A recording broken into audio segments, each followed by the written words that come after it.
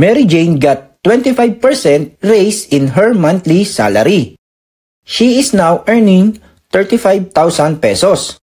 What was her salary before the raise? A. 25,000 pesos. B. 26,250 pesos. C. 27,800 pesos. D. 28,000 pesos.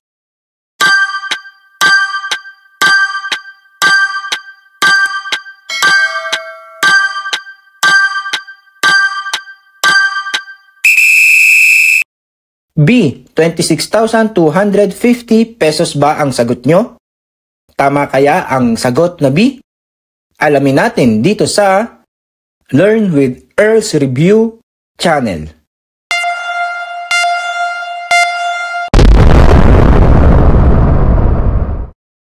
Sa problem natin ngayon, pwede natin gamitan ng TAE method or yung trial and error. Multiply yung 25% kada choices. Tapos yung magiging sagot, i-add natin. Kung alin ang may sum na 35,000, yun ang sagot. Dito muna tayo sa A. 25,000 pesos multiplied by 25%, gawin nating 0.25. 25,000 pesos multiplied by 0.25, 6,250. I-add natin dito, 25,000 pesos plus 6,250 pesos, 31,250. Mali ang A.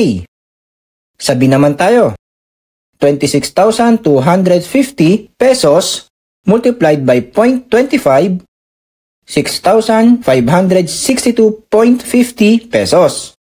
Add natin, 26,250 plus 6,562.50, 32,812.50.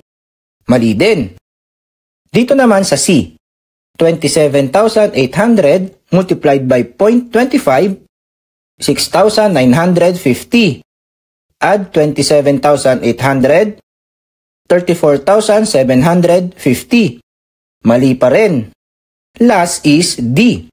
For sure, ito ang tamang tao para sa'yo. For sure, ito na ang tamang sagot. Kasi wala nang kasunod na pamimilian. 28,000 multiplied by 0.25, 7,000. Add natin itong 28,000, 35,000 pesos. Ito na yung monthly salary ni Mary Jane. Okay gamitin ang trial and error kung sa unang subok pa lang ay makukuha mo na agad ang sagot. Dito sa ginawa natin, nasa last yung tamang sagot. Ang daming naubos na oras. Kaya dapat alam natin kung paano isolve at i-analyze. Si Mary Jane daw ay tumaas ang sahod ng 25%. Kung may sahod na siya dati, yun ay 100%. Then tumaas ng 25%, magiging 125% ang sahod niya. Ngayon ay 35,000 pesos ang naging monthly sahod. Divide natin ang 125%, magiging 1.25. 35,000 divided by 1.25 is 28,000 pesos. Kaya, ang sagot natin ay D, 28,000 pesos. Please correct me if I'm wrong. Subscribe for more.